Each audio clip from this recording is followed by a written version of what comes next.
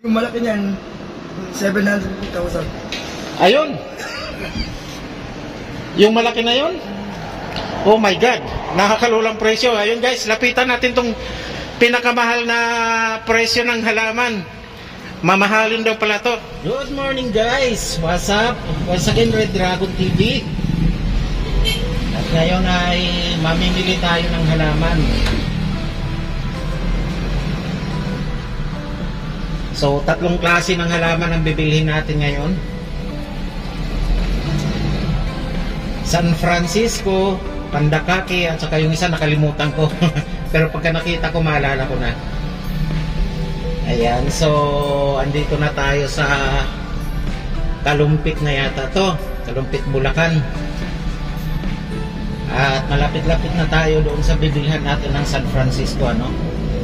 Siya nga pala, nabili na nga pala natin yung unang halaman, yung Pandakake, ano?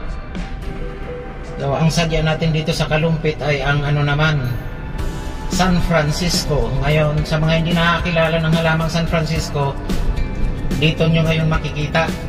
So, tama tayo guys. Kalumpit na to. Barangay Lungos, Kalumpit, Bulacan. So, andito na tayo guys. So, ito nga pala yung San Francisco na sinasabi ko sa inyo guys. Ano? So, yan.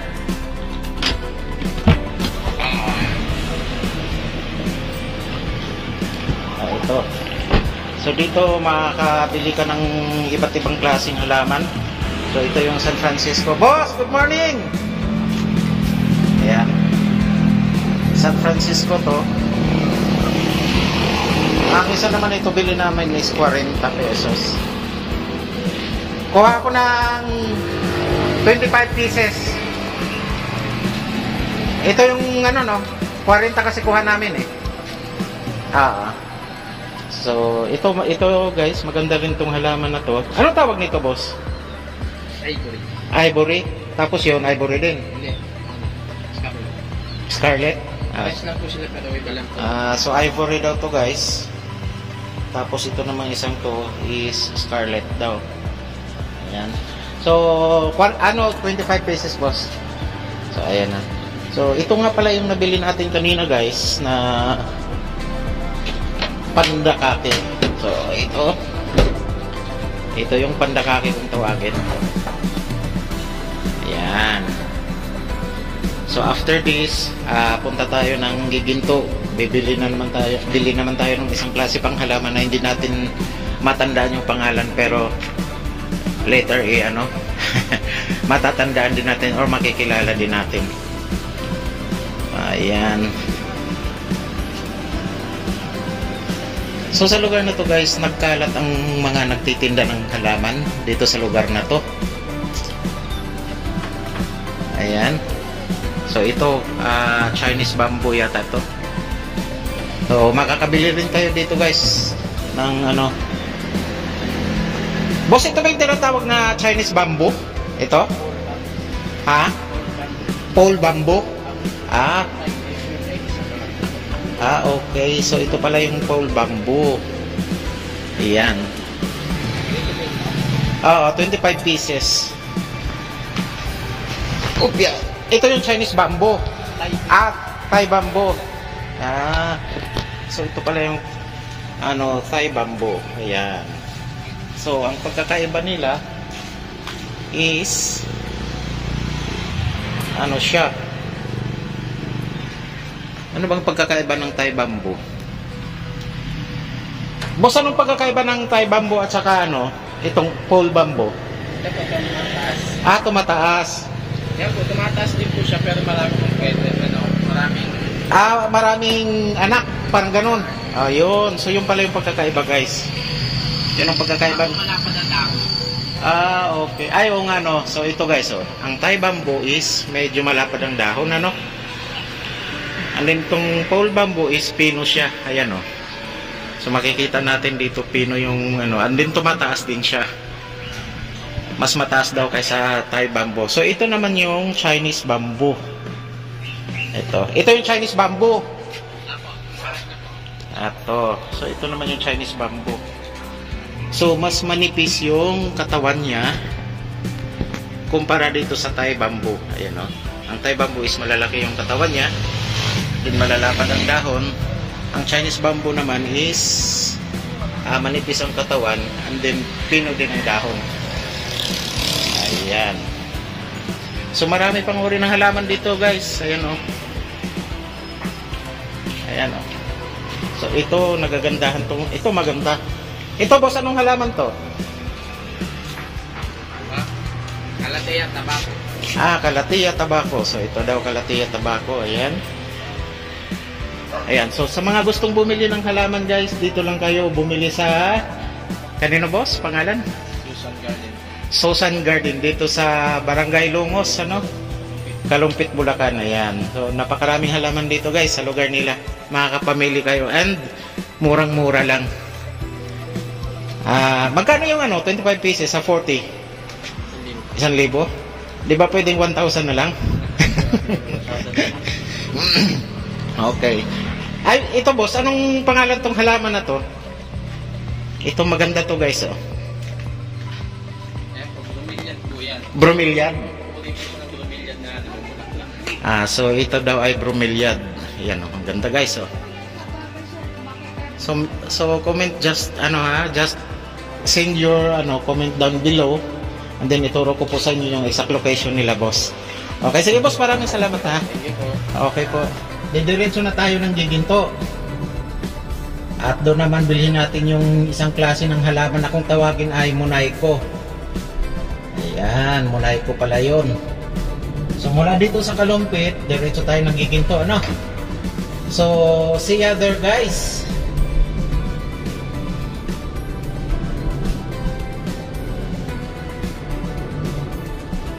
So mula dito sa ating kinaroroonan ay magta-travel lang siguro tayo ng mga nasa 30 minutes, ano? Nasa Giginto na tayo ng ganong oras, 30 minutes.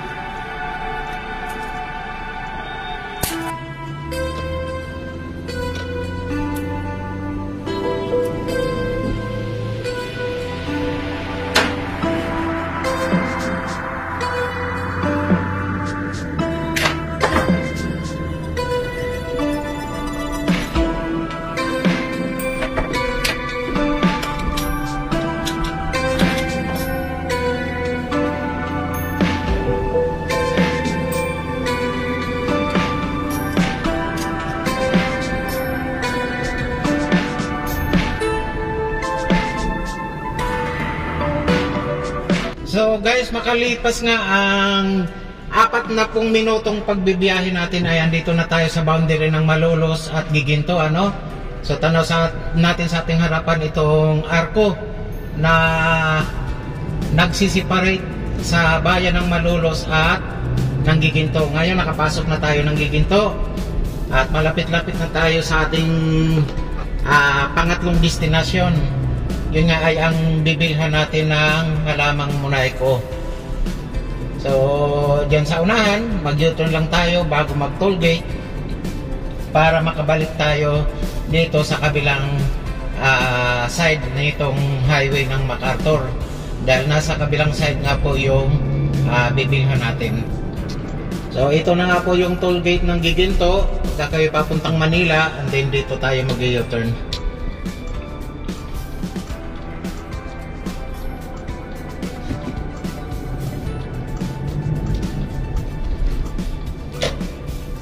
So saan ba yung binibilhan natin dito? Naligaw na yata tayo.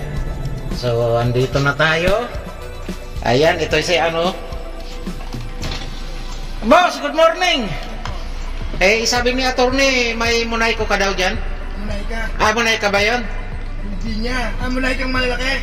Yung kinukuha ni Atty. Oo. Yung teacher, yung eskwela. Oo. Bakit di ka daw pumunta ngayon? May usapan daw kayo. Sabi niya pagkatapos doon ng Election? eleksyon.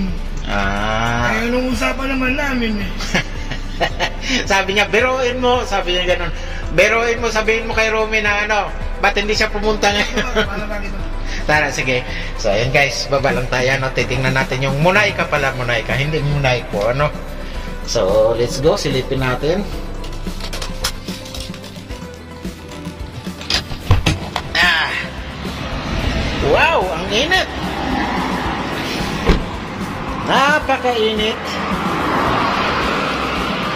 So, pasok lang tayo guys. Tingnan natin yung Munaika, ano? Sinabi na daw niya sa'yo yun? Yung Munaika? Ayun ba yun? Ah, saan? Alin dyan? Saan ba? Lagi ba sa sir? Oh, hindi. Andun sa ano? Andun sa school. Ayun yun. Alin ba dito? Ito yung muna ito. Ah, ito? Ah, so ito pala guys yung Munaika. Ito. So itong hilira na to. Magkano daw to? 150 isa yan. 150? Di ba pwedeng 100? Ano, 100 na lang. Ilan ba kukulo niya? Ay, siguro mga ano, magkano na lang ba yung natirang pera dito? Ay, 500 na lang pala natira, ano? 4 siguro. Apat. Hindi ka lumang galit. Papaliwanag lang. Ito talaga si Boss Romy, oh. Yung maganda, boss, para matuwa naman si attorney. Hindi. Ganyan na naman talaga yan. Dahil pagbuka naman yan. Oo nga eh. Oo. So, ayan guys. Ala, nako. Kala ko nakasira na ako. Wala akong pambayad. Ah, magaganda na rin naman na eh.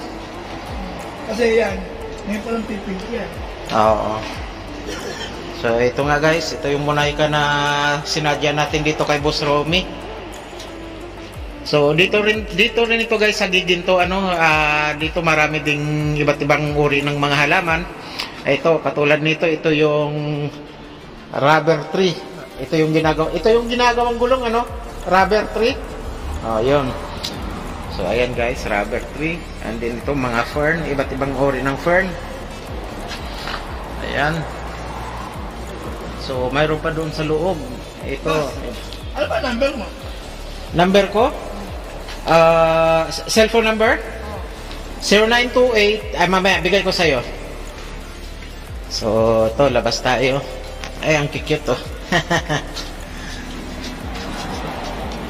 Yan, so ito, mayroon pa. Ha? Alin? Yan? 250,000?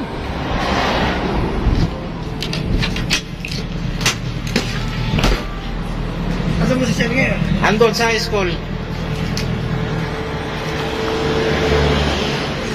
Ito, Boss Romy, 250,000. My goodness. Nakakalulang presyo. Bakit ganun kamahal yan, boss? Ito, tanungin natin si Boss Romy ng malapitan. Bakit ganun kamahal yan, boss? Mahal talaga yan. Yung malaki niyan, 750,000. Ayun.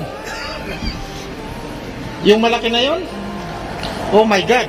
Nakakalulang presyo. Ayun guys, lapitan natin tong pinakamahal na presyo ng halaman. Mamahalin daw pala to.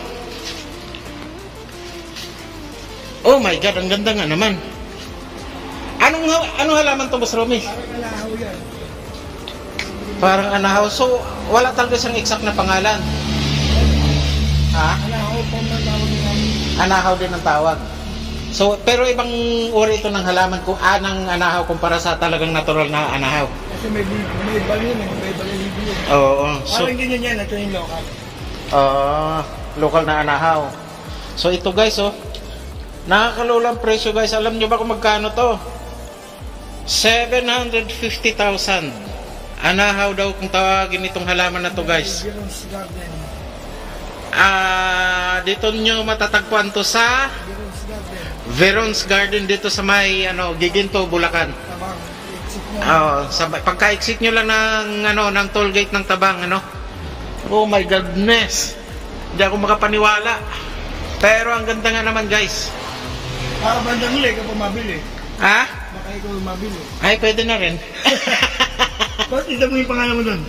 Sige. Red, R-E-D. Hindi, yung pangalan, yung number. 0928 0928 757 7 5725 86. Ayan. Red. Ayan. So, nagulat ako sa presyo nun, guys. 750,000, ano? So, yun nga, guys, ha. Once again, Red Dragon TV, maraming salamat. At kung bago lang kayo sa aking channel, ay huwag kalimutan na i-like, i-share ang ating mga videos. At huwag pong kalimutan na mag-subscribe.